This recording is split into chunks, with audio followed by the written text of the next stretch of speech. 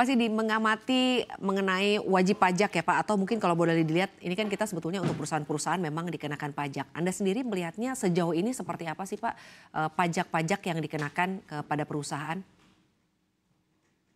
Ya, kalau pajak-pajak memang kan ada beberapa jenis ya.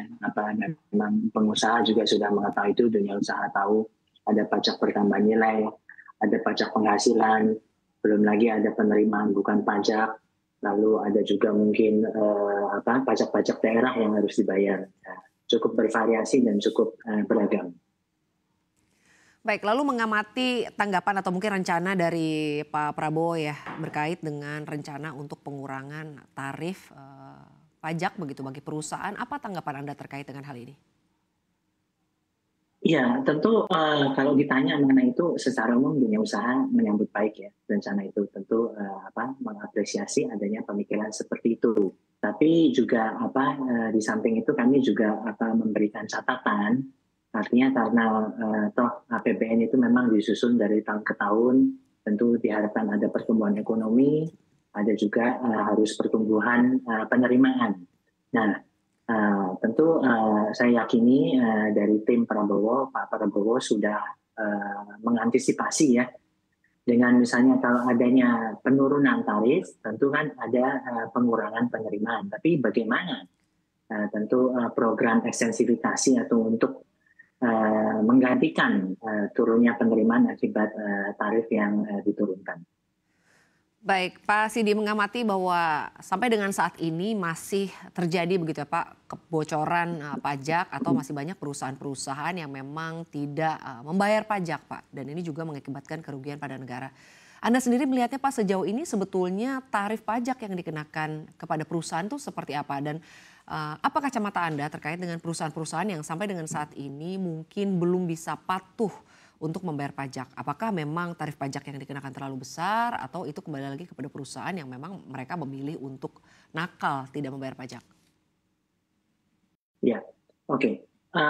Kalau tarif pajak kan memang kita mengetahui memang tadinya waktu dengan undang-undang Cipta Kerja, harmonisasi peraturan perpajakan selanjutnya, memang pernah ada wacana untuk mau menurunkan tarif PPh hingga ke 20%.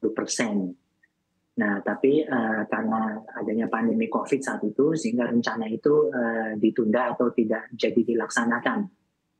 Nah, namun juga saat ini kan memang masih kita ada terdapat pertanyaan ya, masih ada sedikit, bukan masih sedikit ya, masih ada ketidakpastian bagaimana rencana pemerintah yang akan datang nanti apakah ingin menaikkan tarif pajak pertambahan nilai yang tadinya 11% ke 12%. Nah, tentu ini hal juga yang perlu diberikan kepastian ya, karena biar bagaimanapun saat ini daya beli itu terjadi penurunan daya beli sehingga tentu akan berdampak kepada masyarakat secara keseluruhan.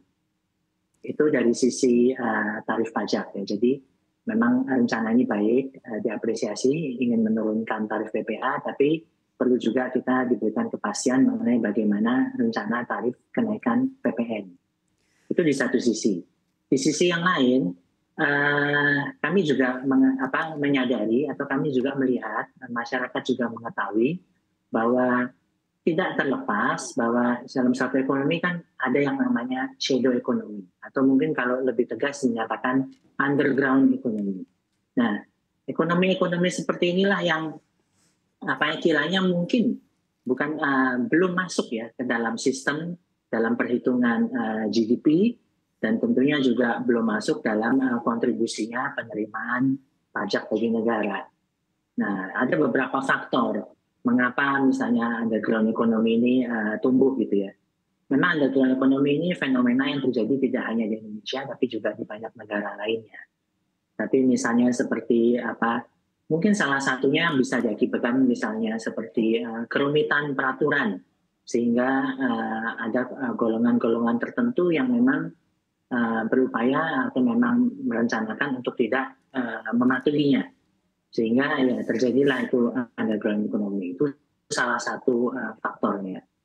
Nah, inilah yang memang kami juga mengapresiasi kalau tim Pak Prabowo sudah mengidentifikasi ya adanya segelintir pengusaha yang terutama di bidang kelapa sawit yang ditengarai belum melakukan pembayaran pajaknya. Nah, ini semakin mengkonfirmasi pandangan kami bahwa ya itulah tadi ada shadow ekonomi yang memang masih perlu diteliti, diawasi dan juga dibimbing. Bagaimana sehingga menjadi formal ekonomi masuk ke dalam sistem sehingga bisa memberikan kontribusi bagi penerimaan pajak untuk negara.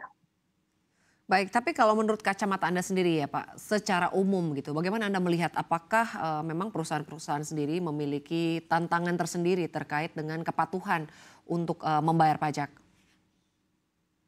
Ya, kalau tantangan secara umum, kalau kami memang yang sudah tergabung di asosiasi usaha atau juga kawan-kawan melihat kewajiban perpajakan itu sudah sesuatu yang biasa ya dijalankan. Karena memang biar bagaimanapun pajak kan adalah kewajiban bagi setiap warga negara. Nah, tapi dalam pelaksanaannya memang dari tahun ke tahun sudah ada perbaikan ya. Kementerian Keuangan melalui Direktorat Jenderal Pajak terus membenahi diri peraturan maupun infrastruktur itu sudah lebih baik.